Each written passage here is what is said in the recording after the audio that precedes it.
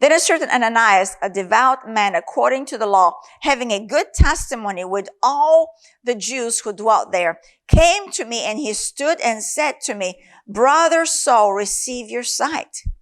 And at that same hour I looked up at him, and then he said, The God of our fathers has chosen you, that you should know his will. I read this and I read it like God is speaking to me. That we see all of us are chosen to know his will. All of us are chosen to know his will for our lives. All of us, the will of God is not hid from us. When we come into the encounter of the living Christ and we encounter life, at that moment we encounter the purpose of our life. To know his will and to see the just one, to see him, to see the just one.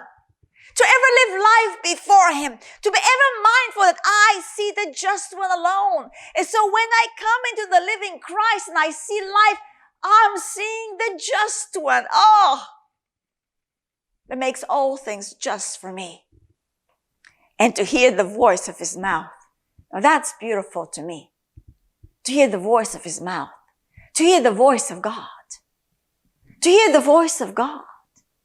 What does the voice of God say? You're mine. I love you. You're my beloved. And then 15, Ananias says to him, For you will be a witness to all men of what you have seen and heard. This was the will of God for Paul. But all of us are called to bear this witness.